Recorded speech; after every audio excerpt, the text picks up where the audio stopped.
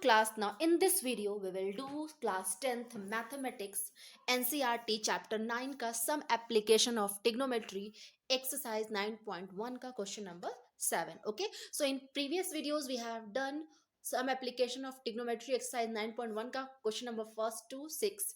So you will go through that videos. It help you to clear your concept, and the introduction part of chapter 8 and chapter 9 you also go.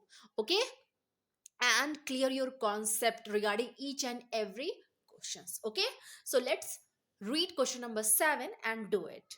So from a point on the ground, the angle of elevation of the bottom and top of the transmission tower fixed at the top of the 20-meter high building.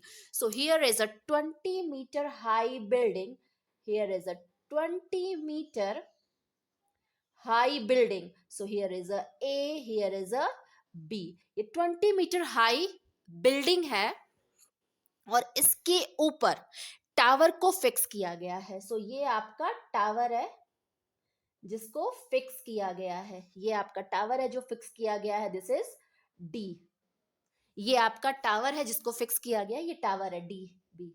ये tower है. Okay, now fix at the top of 20 metre high building are 45 degree and 60 degree respectively. So यहां उन्होंने क्या कहा कि देखिए बहुत ध्यान से कि transmission tower fixed at the top of 20 metre high building are 45 degree and 60 degree respectively.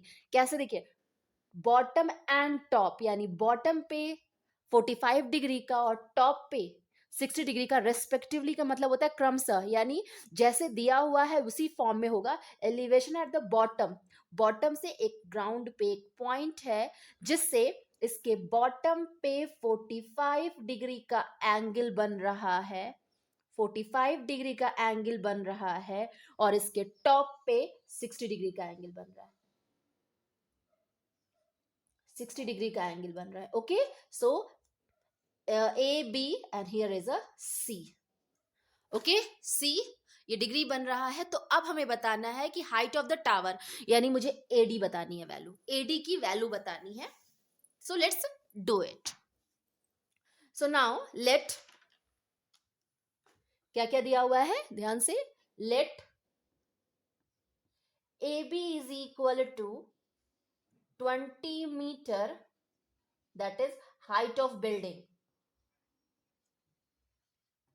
height of building,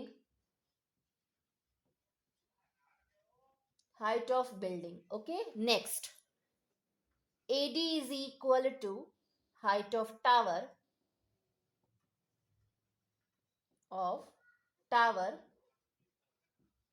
ये निकालना है हमें. ओके, ये निकालना है हमें. और इसके बाद कुछ नहीं दिया, एंगल दिया है 45 और 60 डिग्री. ओके, सो चलिए निकालते हैं. सबसे पहले हम क्या करते हैं, छोटा वाला ट्रायंगल लेते हैं. इन ट्रायंगल ACB, ट्रायंगल ACB लेते हैं. सो इस ट्रायंगल में ऑब्वियसली है, मुझे क्या चाहिए, हाइट चाहिए और base.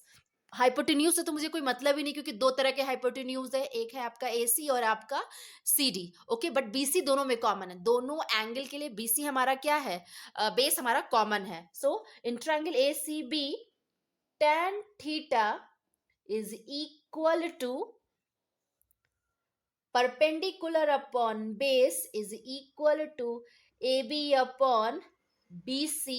So tan 45 degree is equal to AB दिया है 20 और BC हमें नहीं पता है. So tan 45 होता है 1. So ये हो गया 20 upon BC is equal, so cross multiplication BC बन जा, BC is equal to 20 बन जा 20, that is 20 metre. BC is equal to 20 metre. Okay, next in triangle BCD, अब बड़ा वाला ट्रायंगल लेते हैं. ओके, अगेन हम डायरेक्ट करेंगे. tan 60 degree is equal to BD upon BC. So ये क्या हो गया, √3. BD कितना है हमारा, BD हमें नहीं पता. BD को हम क्या लिख सकते हैं, AD plus A B is equal to B C को हम क्या लिख सकते हैं 20 फ्रॉम 1 ओके इसको मैंने फर्स्ट नाम दे दिया है एंगल का. नाउ 20 इधर डिवाइड में इधर आ गया तो multiply, so 20√3 is equal to A D plus A B की वैल्यू कितनी है 20, so 20√3 minus 20 is equal to A D, so 20 common ले लीजिएगा, ये हो गया √3 minus 1 is equal to A D, so 20 bracket में ये हो गया 1.73 is equal minus 1 is equal to A D, so 20 into 0.73 is equal to A D, सो 7 3 जा 3 2 जा 6 7 2 जा 14 और ये हो गया 0, सो यहाँ पर आ गया ए डी. हम यहाँ पे रूट इसकी वैल्यू मैंने क्या रखी √3 is equal to 1.73. Okay so हमारा क्या हो गया एडी क्या है हमारा एडी क्या है so height of tower A D is equal to 14.6 metre. 14.6 meter. Okay, so you will go through each and every step of question number 7. Okay, each and every step of question number 7 you got an answer. It is so easy to if you draw this diagram and if you understand each and every questions diagram, some application of trigonometry is so easy. So okay, so if any query you will comment in a comment box. Thank you.